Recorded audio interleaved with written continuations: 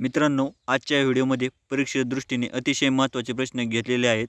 तरी तुम्ही हा व्हिडिओ शेवटपर्यंत काळजीपूर्वक पहा आणि जर आपल्या चॅनलवर नवीन असाल तर आपल्या चॅनलला आत्ता सबस्क्राईब करून ठेवा. कारण अशा नवनवीन आणि महत्त्वपूर्ण प्रश्नांचा तुम्हाला येणाऱ्या आगामी काळातील परीक्षेसाठी 100% फायदा होईल.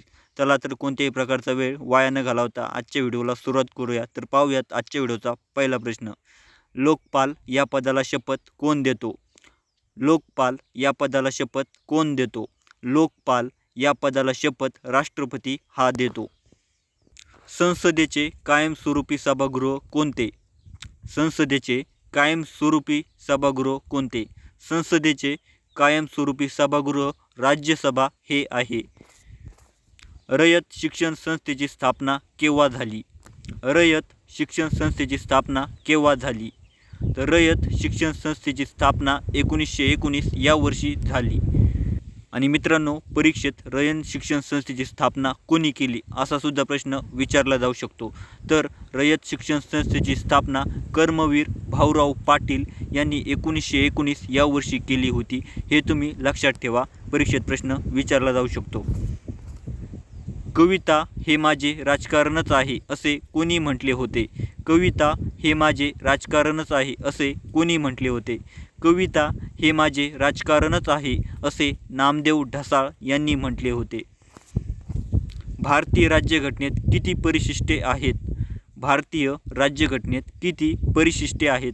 भारतीय राज्यघटनेत एकूण 12 परिशिष्टे आहेत. तर मित्रांनो, भारतीय राज्यघटनेत एकूण 12 परिशिष्टे आहेत आणि 25 भाग आहेत व 395 कलमे आहेत. आणि जर नवीन कलमांचा जर विचार केला तर ते धरून 465 कलमे होतात. भारतीय निवडणूक आयोग ही कशा प्रकारची संस्था आहे? भारतीय निवडणूक आयोग ही कशा प्रकारची संस्था आहे? भारतीय निवडणूक आयोग ही घटनात्मक प्रकारची संस्था आहे. महाराष्ट्र जमीन महसूल संहिता कोणत्या सालापासून अस्तित्वात आला? महाराष्ट्र जमीन महसूल संहिता सालापासून अस्तित्वात आली. महाराष्ट्र जमीन महसूल संहिता 1966 या सालापासून अस्तित्वात आली. वर्धनगड, वैराटगड, मकरंदगड कोणत्या जिल्ह्यात आहे? वर्धनगड, वैराटगड, मकरंदगड कोणत्या जिल्ह्यात आहे?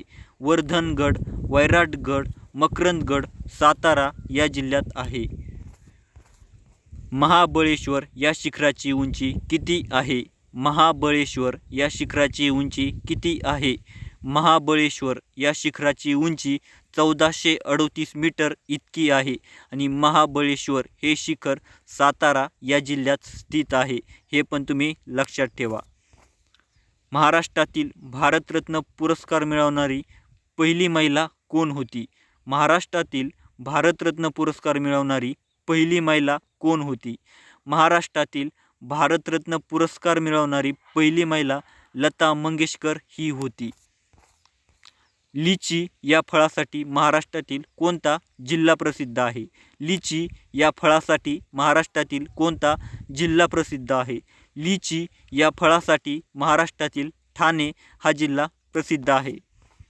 नर्मदा नदीचा उगम कोठे होतो? नर्मदा नदीचा उगम कोठे होतो? नर्मदा नदीचा उगम अमरकंटक मध्य प्रदेश येथे होतो. तापी पूर्णा नदीचा संगम कोठे होतो? तापी पूर्णा नदीचा संगम कोठे होतो? तापी पूर्णा नदीचा संगम चांगदेव जळगाव या ठिकाणी होतो. भारतीय राज्यघटनेमध्ये राज्यपाल यासंबंधी कलम कोणते आहे? भारतीय राज्यघटनेमध्ये राज्यपाल यासंबंधी कलम कोणते आहे? भारतीय राज्यघटनेमध्ये राज्यपाल यासंबंधी कलम 153 हे आहे. अर्नाळा सागरी किल्ला कोणत्या जिल्ह्यात आहे?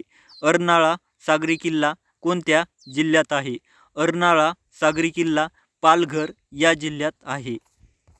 महाराष्ट्रातील भूगर्भातील जलविद्युत प्रकल्प म्हणून कोणता प्रकल्प ओळखला जातो? महाराष्ट्रातील भूगर्भातील जलविद्युत प्रकल्प म्हणून कोणता प्रकल्प ओळखला जातो? महाराष्ट्रातील भूगर्भातील जलविद्युत प्रकल्प कोयना हा प्रकल्प ओळखला जातो आणि कोयना या प्रकल्पालाच शिवाजी सागर या नावाने सुद्धा ओळखले जाते. महाराष्ट्राचे टेबल लँड कशास म्हणतात? महाराष्ट्राचे टेबललँड कशास म्हणतात? महाराष्ट्राचे टेबललँड पाचगणी यास म्हणतात आणि पाचगणी हे सातारा जिल्ह्यामध्ये स्थित आहे. महाराष्ट्र पठाराची निर्मिती कशाने झाली? महाराष्ट्र पठाराची निर्मिती कशाने झाली? महाराष्ट्र पठाराची निर्मिती भ्रंशमूलक उद्रेक या प्रकाराने झाली. वैयक्तिक सत्याग्रह कोणत्या वर्षी झाला होता? वैयक्तिक सत्याग्रह कोणत्या वर्षी झाला होता? वैयक्तिक सत्याग्रह 1940 या वर्षी झाला होता आणि वैयक्तिक सत्याग्रहाचे पहिले सत्याग्रही म्हणून आचार्य विनोबा भावे यांना ओळखले जाते.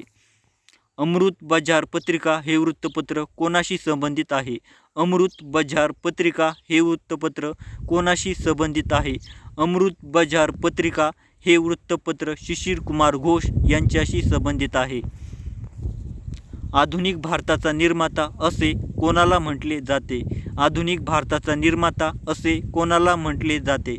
आधुनिक भारताचा निर्माता असे राजा राममोहन रॉय यांना म्हटले जाते. इंडियन असोसिएशन या संस्थेची स्थापना कोणी केली होती? इंडियन असोसिएशन या संस्थेची स्थापना कोणी केली होती? इंडियन असोसिएशन या संस्थेची स्थापना सुरेंद्रनाथ बॅनर्जी यांनी केली होती. अखिल भारतीय महिला परिषदेच्या पहिल्या सभेच्या अध्यक्ष कोण होत्या?